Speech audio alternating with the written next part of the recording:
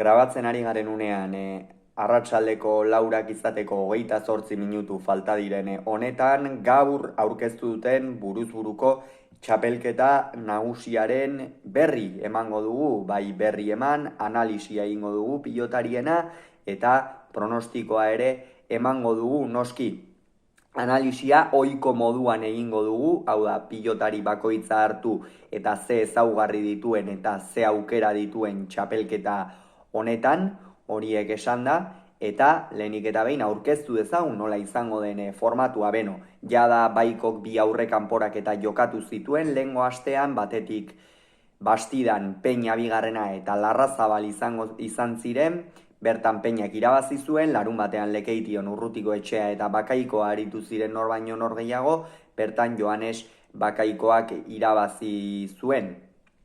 Honen bestez, gaur aurkeztu den txapelketa honetan, 12 pilotarik hartuko dute parte, 4 final zortzirenetako norgehiagoka izango dira, Urrutiko Etxeak eta Zabala jokatuko dute apirilaren 5ean Donostian Atano 3. Apirilaren 7an Tolosan Peña bigarrenak eta Artolak, eta Peña bigarrenak eta Artolak eta Urrutiko Etxeak eta Zabalak horko irabazleek amultzoan jokatuko dute Elordi eta Ezkurdia lagun dituztela. Apirilaren 6an Iruñean Bakaikoak eta Laso jokatuko dute eta apirilaren 7an Zumaian Jakak eta Jose Javier Zabaletak. Jose Javier Zabaleta aipatu dugu eta aste honetan zehar albiste izan da bi gauzengatik, batetik noski binakako txapela irabazi zuelako igandean Nafarroarenan, baina beste aldetik ere Peio Etxeberriaren ordez azkenerako Zabaletak jokatuko duelako txapelketa. Atzo arte Peio Etxeberria zegoen ezarrita karteldegian, bertan esaten zen Peio Etxeberriak apirilaren 7an Zumaiako Aitzuri pilotalekuan jokatuko zuela Santelmoetan, baina ez da halakorik gertatuko Jose Javier Zabaleta ipini duelako enpresak, eta hemen nik uste jada kritika zorrotz bat egiten hasi beharra garela. Zuk kirol serio bat nahi baduzu, zuk kirol bat aurrera eraman nahi baduzu, prestigioa eman bai, erakustaldiak edukitzea oso ongi dago, baina baita ere kirol merituei eman behartzaie bere garrantzia, eta Peio Etxeberriak merituak egin ditu. Zer gutxiago Lauterdiko txapeldun orde eta Binakako txapeldun izan dela. Eta gainera, lehengo urtean, buruz-buru, sailkapen fasea jokatzetik dator. Beraz, merituak soberan egin ditu Peio Etxeberriak, baina enpresak erabaki du ezetz, Zabaletak jokatuko duela haren ordez, eta errealitatea zera da, Peio Etxeberriak San Fermin torneora arte, Lauterdiko San Fermin torneora arte bederen, ez duela txapelketako partidarik jokatuko. Horrelaxe beraz kontuak, eta orain bai goazen banan-banan pilotariak aurkeztera. Lehenengoa Mikel Urrutiko Etxea. Mikel Urrutiko Etxea, beno, hau ere bigarren aukera baten bila sartuko da txapelketan, lehengoan Bakaikoaren aurka galdu egin zuen, baina Jon Mari Ezkurrena zen hasiera batean buruz-buru jokatzekoan, nik uste gainera pilotazaleak bazuela gogoa Jon Mari Ezkurrena buruz-buru ikusteko, orain artean binaka nagusi izan da hainbat hilabetetan, baina min hartu du eta enpresak Urrutiko Etxearen aldeko apustua egin du. Beno, Mikel Urrutiko Etxea ez da favoritoen artean sartzen, ez da gutxiagorik ere, baina ez usteko txikiren bat eman dezakela hori ukaezina da. Lehengoan Bakaikoaren aurka ongi jokatu zuen, gertatu zena izan zen, Mikel Urrutiko Etxea jada 33 urte ditu, badara mazki urte dezente profesionaletan, esperientzia handia du, oraindik ere kolpe bizia, baina behar bada partida gogorrei eta eusteko gaitasun hori ez dauka, ez? Eta lehengoan demostratu zuen Bakaikoaren aurka oso garbi zituela ideiak, alik eta azkarren aurrera egiten zuen tantoa amaitzen saiatzeko, defentsan behar bada beste batzuetan, beste urte batzuetan baino gehiago kostatzen zaio, eta Mikel Urrutikoetxea ezin dugu favoritoen artean sartu. Bestez, Mikel Urrutikoetxea ez luke Zabalaren aurkako partido hori irabaziko. Eta Zabala irtengo da favorito norgehiagoka horretan, bere inguruan zer esan Javi Zabalaren inguruan. Azken hilabeteetan sentsazio oso onak ematen ari den aurrelaria, binakako txapelketan ordezkapenak egin behar izan dituenean denak irabazi dituena, partida guztiak, bai Zabaletarekin, bai Julen Martijarekin jokatu dituen guztiak irabazi ditu Errioxarrak, eta urteen begizearka begiratuko dute pilotazaleek eta baita pilotako katedratikoek ere, izan ere oso ongi jokatzen ari da, eta gainera buruz burukoa beti bere espezialitatea izan da, naiz eta orain arte bigarren mailan eta ez duen txapelik lortu, lehengo urtean ere Larrazabalen aurka kolpe gogorra hartu zuen azken jardunaldi horretan, dena alde zuela ez baitzuen sailkatzerik izan, eta horixe, Javier Zabala, ez ustekoren bat emateko esperantzarekin azalduko da Tano hirugarrenean Urrutikoetxearen aurka favorito irtengo da, eta honen bestez Javier Zabala izango litzake final laurdenetan Elordi eta Ezkurdiarekin batera arituko litzakeen lehen pilotaria. Hirugarrena, Peña bigarrenak orain artean ez du gauza handirik demostratu buruz buru, lehengo urtean ere ez zuen txapelketa jokatu, lauterdian maila oso ona eman du, binaka irregularxeago ibili dela esan genezake aurten Albizurekin, naiz eta azkenera arte aukerak izan dituzten, baina horixe, Peña bigarrenak hala ere buruz buru orainik ere kostatzen zaion espezialitatea da, eta urteen zustekorik emateko aukerarik ez duela izango, iruditzen zain non egon daiteken bere gakoa.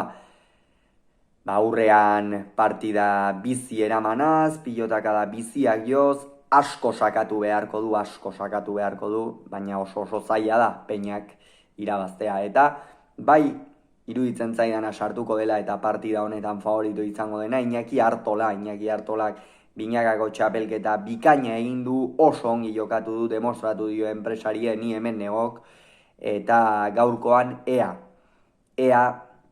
zer egiten duen txapelketa honetan. Iñaki Artolak beretzat oso garrantzitsua izango den txapelketa izango da, goi mailako pilotaria dela berresten jarraitzeko, lauterdikoan azkenerako ligaiskan sartu zen, Agirreren aurka azkenerako majo sufritu behar izan bazuen ere, eta aurtengo buruz burukoa ilusio handiarekin hartua izango du, batzuk baino denbora gehiago ere eduki du prestatzeko, horrek ere emango dio noski, motivazioa kolpez bizi dago, fresko ikusi dugu, eta beraz, amultzoa horrelaxe geratuko litzake geure pronostikoen arabera, Zabala, Elordi, Ezkurdia eta Artola gero joko dugu bertara.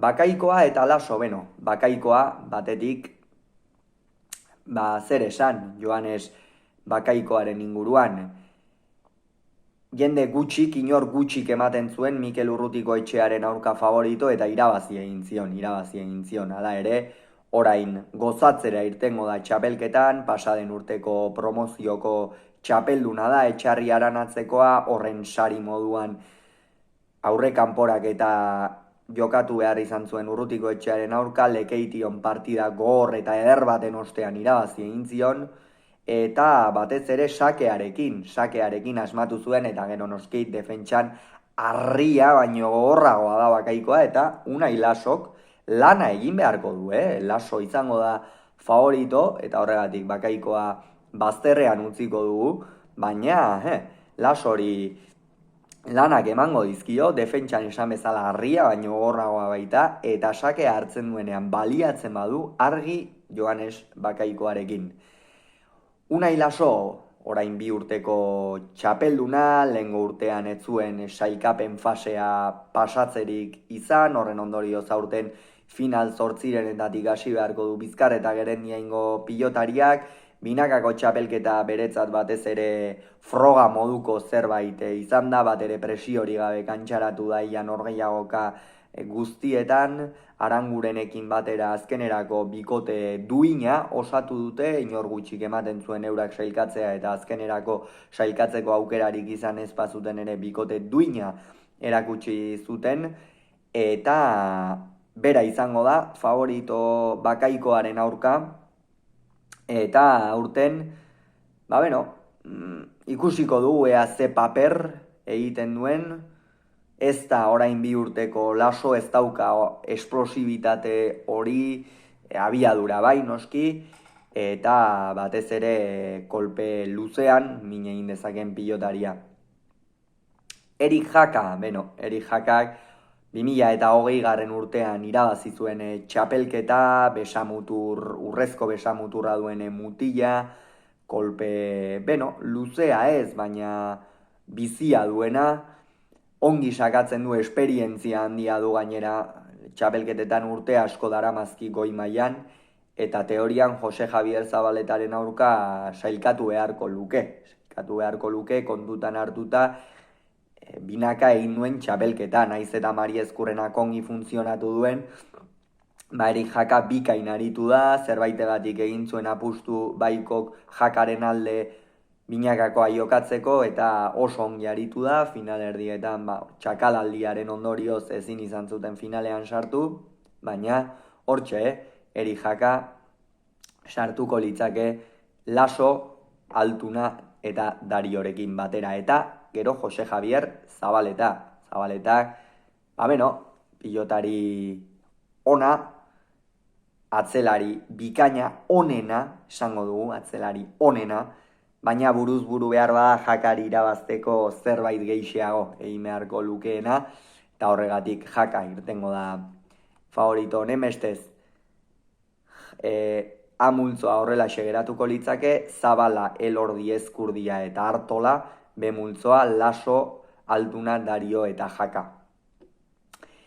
Aitor Elordi, txapelduna da, baina txapelduna izateagatik ez dut aurten txapelerako hautagai moduan ikusten. Binakako txapelketa oso irregularra egin du, baina Trezustarekin batera udan ere etzen bat ere finaritu, eta ikusiko dugu ze puntutan harrapatzen duen txapelketak, beste batzuk baino astebete gehiago izango du, atxeden hartzeko, baina horixe.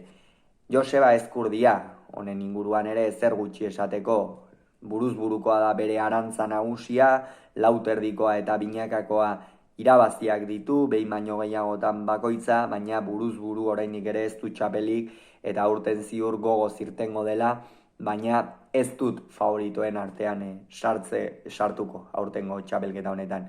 Jokin Altuna zer esan, favoritoa da jokatzen dituen txapelketa guztietan, onena delako, baina aurtengo binakako txapelketa ikusita freskotasun handiarekin iritsiko dela iruditzen zait, gainera berari ere mesede egingo dio 2 astean behin jokatze horrek, eta Altuna favorito irtengo da, eta Dario Gomez, ez du behar bada txapelketa bere punturik onenean harrapatuko, baina buruz buru beti ozka egiten duen horietako pilotaria da, eta ea. Eta orain bai, 2 multzoak zehaztuta, nola da gure pronostikoa, A multzoan, iruditzen zait, Ezkurdia eta Zabala sailkatuko direla. Ezkurdia batetik nagusitu egin beharko litzake, naiz eta multzoa ez duen erraza, eta Zabala.